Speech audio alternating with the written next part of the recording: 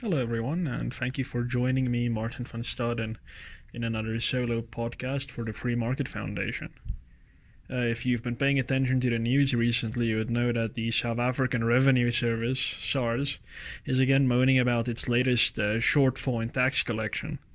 It collected 1.28 trillion rand instead of what it projected a few months ago at 1.3 trillion rand, and that's a difference of about 20 billion rand. So with previous years' shortfalls, that number is actually far greater. I believe it's somewhere closer to 60 billion rand.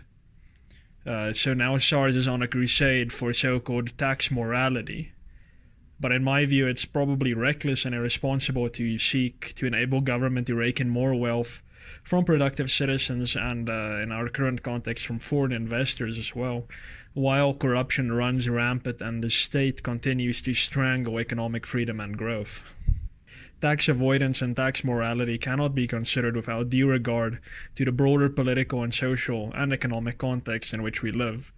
So most South Africans are rightly concerned that when they hand over their hard-earned income or a portion thereof to SARS, it would disappear into a pit of criminality, unnecessary state bureaucracies, and the very infamous lavish lifestyles that our government officials live, driving the very newest cars and living in the most expensive suburbs.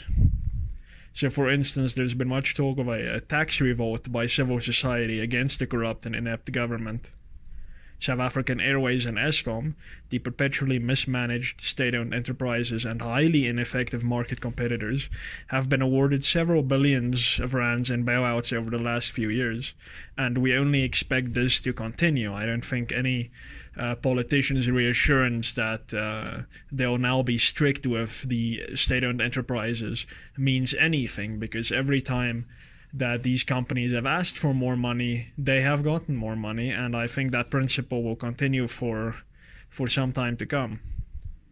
So when law-abiding citizens pay taxes, what goes through our minds is usually that the money should be used for necessary social services if we have to pay taxes at all, and not for vanity departments like the Department of Sport or the Department of Arts and Culture and the Department of Women, Children and People with Disabilities, all these silly departments. And of course, we don't want it to go to the bailing out of state companies like SAA, which need not exist at all. So can anyone with a straight face make the claim that the South African government is spending money more wisely than we as taxpayers would if we kept that money? Section 195 of the Constitution requires government to use resources efficiently, economically, and effectively. And in light of the absolute and I would say irrefutable fact that government does not adhere to this provision in our highest law, by what standard should we accept the notion that government is entitled to as much of our produce as it wants? So when considering taxes, it is always important to bear in mind the fact that the wealth that an individual or a business has was earned by that business or individual on the open market. So while tax avoidance and at worst tax evasion are certainly questionable from a legal perspective, with tax evasion in fact being illegal, morally these things amount to nothing more than producers keeping more of what is in fact theirs. So we should spare our moral condemnation of businesses and people who try their damnedest to avoid paying taxes and to reduce their tax burden. And I would go as far as to say we should avoid our moral condemnation of people who outright evade taxes, even though as a lawyer I must definitely warn people against doing that because it is in fact illegal. And because taxes are an involuntary affair, it needs to be as painless as possible for the law-abiding among us to pay our due. A government has made it painful in the extreme by being unashamedly corrupt and by being anti-enterprise, anti-productivity as far as as the economy goes, because when you are productive, government seems to want to look for many ways to punish you with higher tax burdens, with a greater regulatory burden, rhetoric that basically just blames everything and anything that has gone wrong in South Africa on those who are in fact productive, whether they're businessmen, whether they're foreign entities trying to invest in South Africa, and of course whether they are African immigrants who come to South Africa and are, by all the accounts that I can see, far more productive than locals, because they don't enjoy the very fallacious and dangerous, quote, protection that our insane labor laws provide to locals. So tax avoidance would not be necessary for businesses and ordinary people if tax rates were reasonable within the societal context. A high tax in a country with excessive levels of incompetence and criminality among officials, for instance, definitely begs for avoidance. No reasonable board of directors would consider flushing hundreds of millions in wealth down the drain by paying it over to a scandal-ridden regime, and wealthy individuals will go to great lengths to ensure their income tax burden is as low as humanly possible, just even if only to ensure that they can sleep at night knowing that they have given very little of what they earn to government, and not enabled that government to wreak havoc even more than it already is. And of course, there are those who promise change and say, don't worry, the president is going to get rid of corruption and we just need to back him. And therefore you should be a patriotic South African and pay your taxes and not try to avoid taxes or to reduce your tax burden. I think that is a nonsensical argument, because the change needs to precede the loot actually being handed over. If there is truly some kind of internal revolution happening in South Africa that is going to stop corruption and stop the mismanagement and stop the cronyism, then great, but that needs to happen before SARS and the Treasury and government tries to guilt trip South Africans into paying more taxes. You cannot get the order of these things wrong. You need to take care of the corrupt elements, and please get the communists out as well, but take care of that before you come with your hat in your hand and a gun in the other hand, asking for taxpayers to fund this nonsense even more. And of course, we cannot talk about taxes without talking about government spending. The South African government seems unwilling to tighten its belt, despite it having asked South Africans repeatedly to reduce our spending because of the increased burden that is placed on us by taxes and by the economic situation generally. There is ample room for the current government to reduce its spending. It could, for example, eliminate several national and provincial departments at the stroke of a pen. I've already mentioned the Department of Sport, the Department of Arts and Culture, the Department of Women, Children and People with Disabilities. Then I can also think of the National Planning Department. That's the National Planning Commission in the Department of Planning, Monitoring and Evaluation. The presidency as a government department should also be abolished. The presidency should simply be an office. The Department of Military Veterans should probably be absorbed by the Department of Defense. I don't know, maybe the Department of Police needs to become part of the Department of Justice, and so forth. I mean, there are a myriad of ways that national government departments can be consolidated, but preferably just removed and done away with. Then, of course, the state-owned enterprises like Eskom and SAA, which have only been humiliating South Africa in the international arena, can immediately be sold.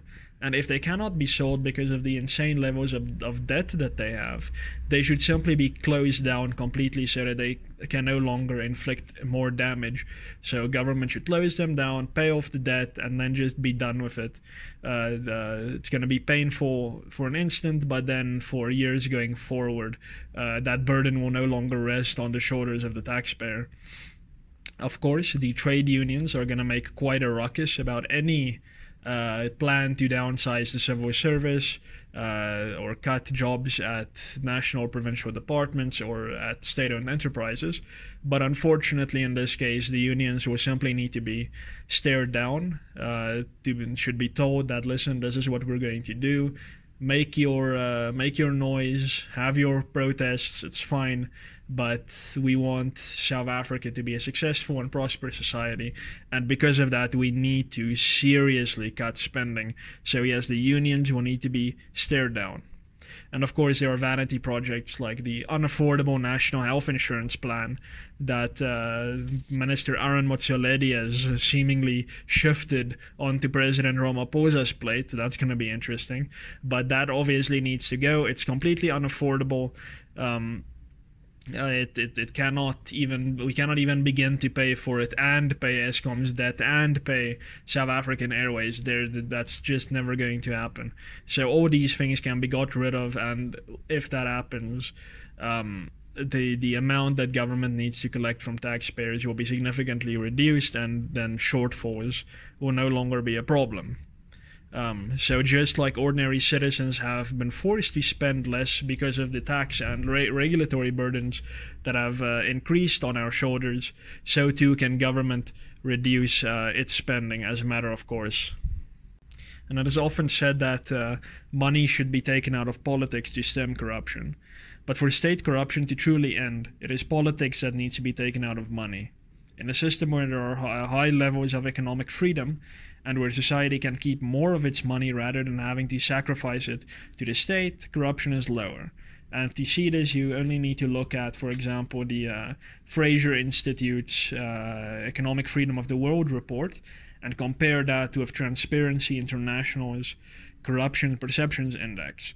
So countries who have more economic freedom, in other words, less state intervention and more freedom on the part of ordinary people to get on with life and do what they want without the state regulating them to death, those countries tend to have lower levels of state corruption. And this makes sense. It makes sense as a matter of course, because the more the state is involved in economic regulation, the more opportunities there are for bribery. For example, if the state is responsible for giving out licenses in a particular industry, then if you have a particularly corrupt society or a corrupt civil service, then it will be very easy for a regulator in that industry to say, if you don't pay me a handsome bribe, then you will not get your license, and then there are not license renewal periods and so forth.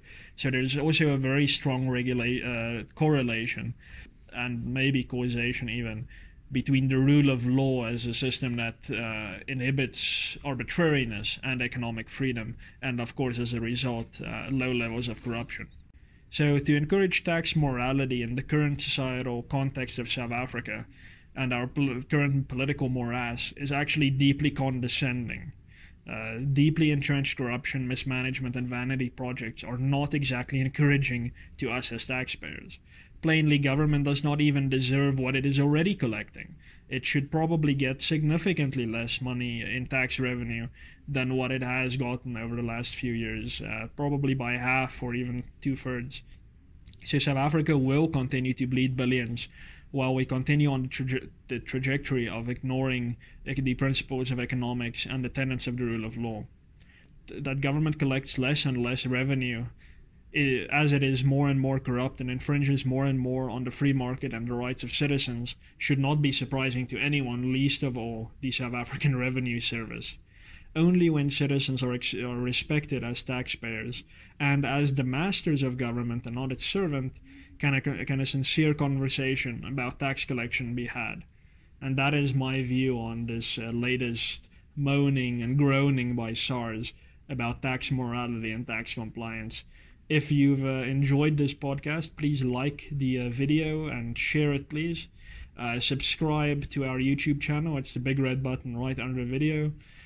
Follow us on Twitter. It's at FMF South Africa, and like us on Facebook. That is Free Market Foundation South Africa. Yeah, cheers.